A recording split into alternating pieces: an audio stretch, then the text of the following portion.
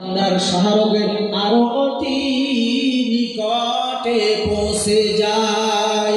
শুধু তাই নয়, বিশ্বকবি শেখ সাদী রহমাতুল্লাহ আলাইহি বলেছেন, গুফতে আয় গুফতা আল্লাহ বুল গরচে হে আজ হুলুমে আব্দুল্লাহ বুল।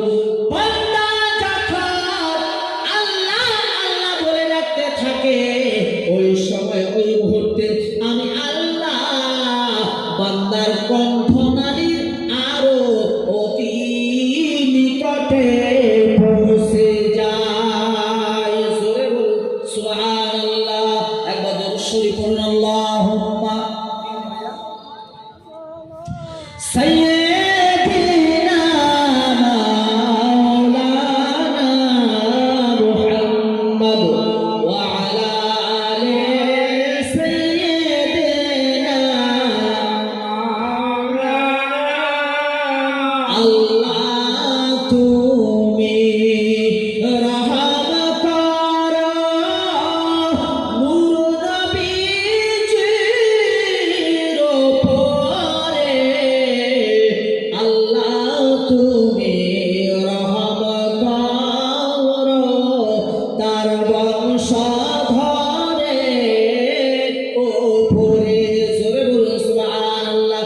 ও মুসলমান আব্বারা, আমার আল্লাহ রাব্বুল আলামিন বান্দা যখন আল্লাহ বলে ডাকতে থাকে, আল্লাহ আর দূরে থাকে না।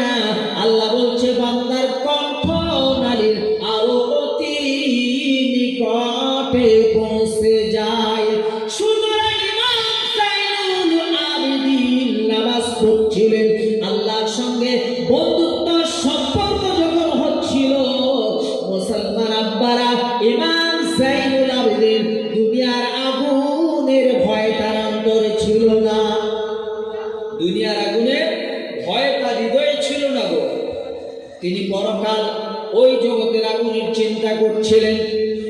ইমাম যায়নুল আবেদিন নামাজ শেষ করে যখন সালাম ফিরিয়েছেন, সালাম ফেরানোর পরে গ্রামের মানুষ চিৎকার করছে, ইমাম সাহেব আপনি বেরিয়ে আসুন, আপনার ঘর জ্বলে গেল, সমস্ত সরকার হয়ে গেল, আপনি বেরিয়ে আসুন।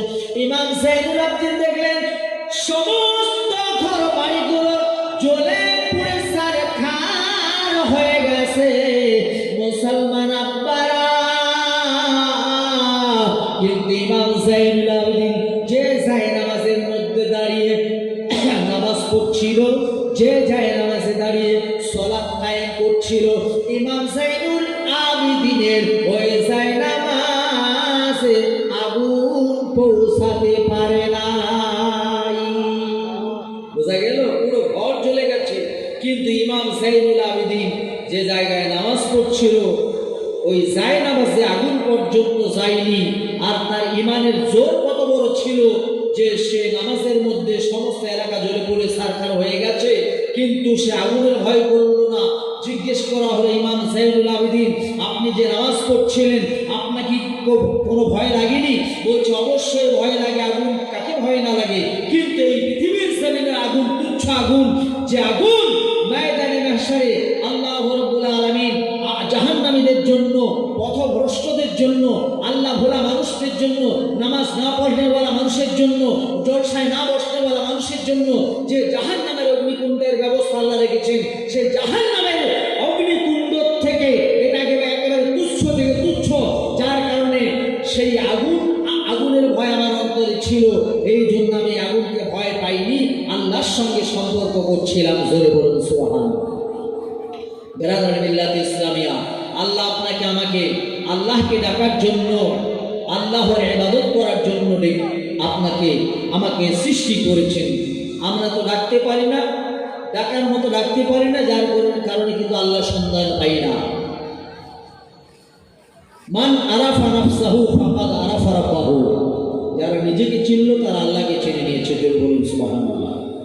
আমরা আল্লাহকে কি চিনব? আমি কে সেটাই চিনলাম না, আমি আসলাম কেন এটা জানলাম না, আমি কে, কেন আমি আসলাম, আল্লাহ কেন পাঠালেন, এর গবেষণা রিসার্চ করতে পারলাম না। তো আল্লাহকে আর চিনব কি করে? খোদা তোমায় ডাকতে জানি না,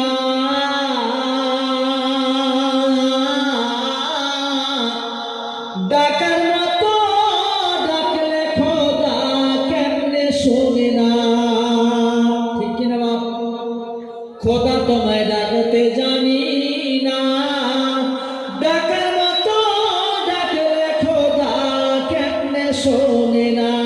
ডাকার মতো করে যদি আমরা আল্লাহকে ডাকতে পারি, অবশ্যই আপনার আল্লাহকে শুনতেই হবে।